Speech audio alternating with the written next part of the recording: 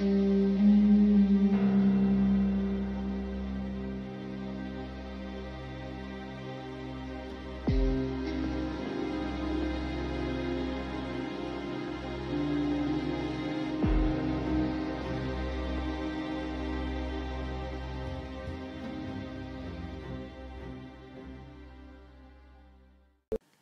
you can see, we are facing a big problem with plastic in our ocean, and according to the Worldwide Fund for Nature, 3/4 of the rubbish in our waters is made out of plastic.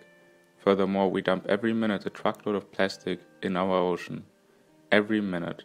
This affects us on all levels, from our environment to our animals, our health, and economy. Birds, attracted by the emitted smell of the plastic in the ocean, results in the birds suffocating. Turtles mistake plastic bags for jellyfish and die miserably. And fish mistake microplastic for plankton, finally finding its way into our food chain. For the people that only see a problem when it hits their own wallet, overall, economically speaking, it is estimated that the plastic pollution costs us 13 billion euros each year. Now, there are many measures taken to tackle the issue of plastic pollution. Prices on plastic bags in the supermarket, cleaning the beaches, individual measures, and so on. But we want to focus on one specific measure, a deposit return scheme, which is already implemented in many countries, like Germany, the Netherlands, the Scandinavian countries, and even parts of the USA, and plenty more. So, how does the deposit return scheme work? The idea is as following. A small deposit is added to the price of the beverage in store. Once the consumer emptied their bottle, they can go to any supermarket and will find a machine for the containers. The customer will simply put the bottle in the machine and will get a receipt worth the deposit that they have paid in the first place. This system gives the consumer a financial incentive to recycle their containers. Moreover, the lawmakers have different objectives with this scheme. First of all, they want improved collection and recycling rates. Furthermore, they aim to reduce the litter in the streets, and lastly, they try to suppress the usage of certain containers by imposing higher deposits on, for example, single-use plastic containers. As you can see, the idea is quite easy, but it leaves a big question mark about who is going to pay for it. The machines to return the bottle to will be expensive, and it will take room for products that could have been sold. Furthermore, the production of the machines is not eco-friendly. But at least generally speaking, small retailers won't be obliged to acquire these machines. The question of the remaining costs has been answered quite differently from country to country. New South Wales is a state in Australia. They require beverage suppliers, such as manufacturers, importers, wholesalers or retailers who import containers into New South Wales to fund the refund as well as the associated costs. In Hawaii, an extra cent is added to the cost of the beverage, which contributes to the cost of the program. Hence, the consumer effectively funds the scheme. In Sweden, companies who join return packs pay fees to funding, sorting, collection, etc. In Germany, manufacturers fund the system by paying fees to product stewardship organizations. Scotland will pay its scheme by unredeemed deposits, revenue from the sale of materials, and any producer fees charged by a scheme administrator. Once the funding question is sorted out, one has to think before, is it worth it? Thus considering the pros and cons. So let's kick it off with a statistic. 8 out of the 11 best countries concerning recycling have deposit return schemes for packaging, yet 3 out of the 11 recycling nations make the cut without having such a system, like Wales, Slovenia and Singapore. Another point repeatedly made by deposit return scheme proponents is that there will be less litter in our environment. Although this feels intuitively logical that there will be less litter if the rubbish is worth something, studies have not reached the conclusion. On the contrary, evidently there are many people, not only homeless people, who spend their time and energy to collect bottles to make a living out of the deposit. Furthermore, one could suggest that homeless people do not want to return to the regular labor market because they square good enough with collecting the bottles. Yet as well, one could argue that making money off the deposit could be a starting point to find self-worth in society, it being the first step out of utter poverty. Talking about the labor market, a deposit return scheme will require increased staffing levels to manage returns and prevent delays at the till. On the one hand, this will cripple business and create a less owner-friendly environment.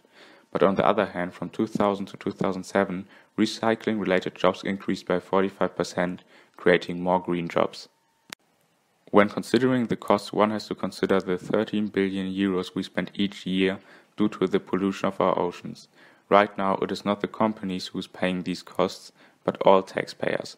This scheme has shown to be very effective, resulting in Germany recycling 98.5% of their bottles, and in Spain, a country without such a system, only 30%.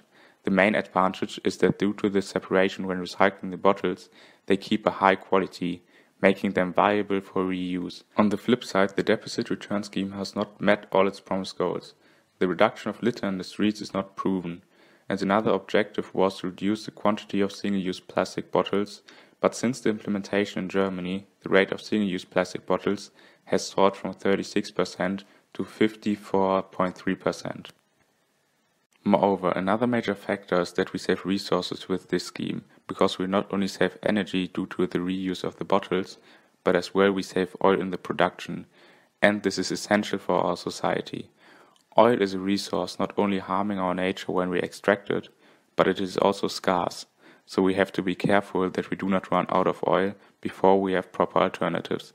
The problem is that we use oil for almost everything. To make this more visual, here's a little clip showing what would happen if there won't be oil or less oil involved in our daily life.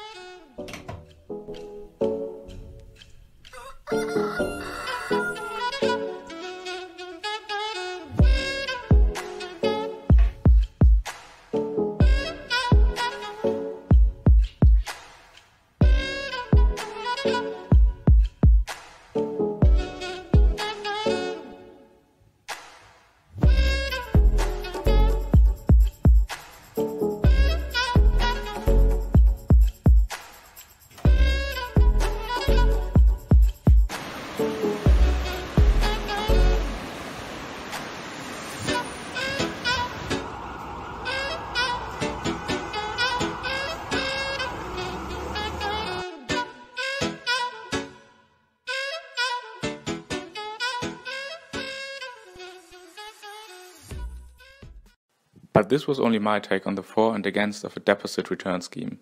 So here are two different point of views, one of EcoEmbis and the other one of Retorna. Enjoy! In Spain, we have a good position in terms of packaging recycling data. According to the latest data published by Eurostat in 2016, Spain is in 6th place in the ranking of the European Union in packaging recycling with a rate of 17%. Observing the rate of recycling by type of material, in 2018, plastic one reached a recycling rate of 76%, metallic ones 85%, and paper at 18%. Each year, these numbers increase. EcoEmbes and the glass company Ecovidrio are opposed to the return system. EcoEmbes is a non-profit organization that cares for the environment through recycling and packaging in Spain. It belongs to Ecomballajes España, which integrates the main companies and associations of packers, raw materials, commerce and distribution. EcoEmbes recycles plastic containers, bricks and paper. They are against the recovery system because it only works to recover drinks containers.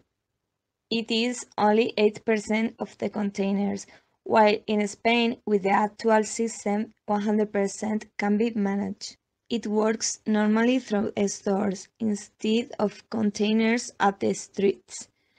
They create an inconvenience for citizens and merchants. It costs 8 times more than the current system. Due to the transportation, it saves less carbon dioxide emissions.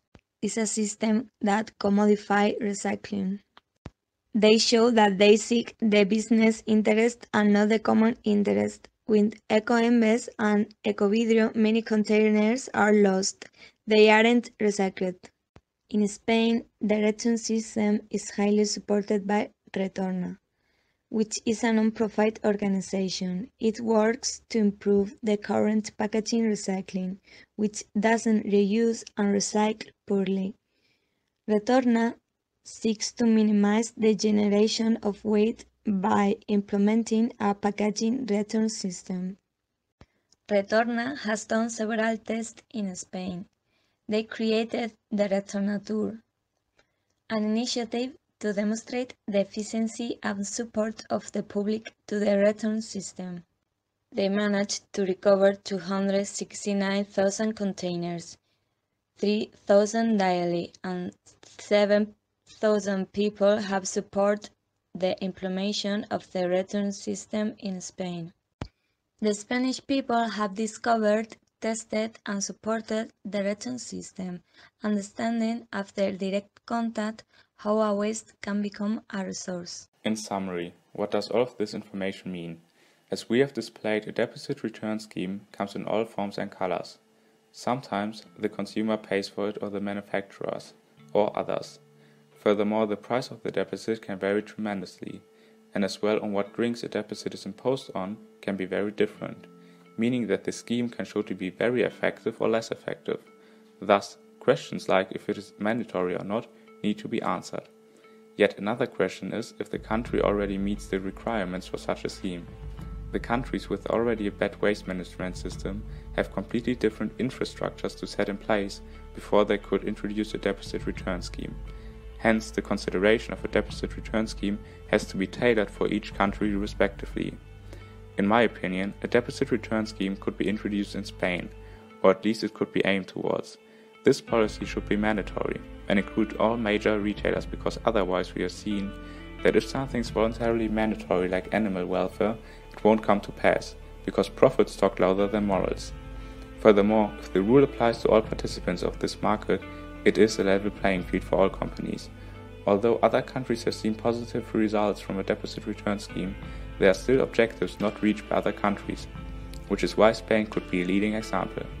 For instance, all of the countries with a deposit return scheme failed to reduce the use of single-use plastic containers with this piece of law. Hence, Spain could be the first one by giving beverages in plastic containers a price disadvantage by imposing a substantially higher deposit and special taxes on single-use plastic bottles. This scheme will cost money, but the current system makes us spend billions of euros every year to clean our ocean. It is time to open our eyes to see the huge costs and harm plastic pollution creates every year, and to understand that we as Homo economicus only see its value once it has a price tag. Now, because of the corona crisis, we see massive improvements of our eco-balance, but this can become a dangerous illusion. After the financial crisis 2008, we have seen as well great improvements for our environment, but the financial crisis followed the rebound effect, resulting in us polluting even more than before the financial crisis. I can assure you that once the corona crisis is managed, there will be politicians saying that we don't have the money to protect our environment due to economic recovery programs. So I want you to go to retorna.org and to give your signature for a deposit return scheme. Just follow the link in the description.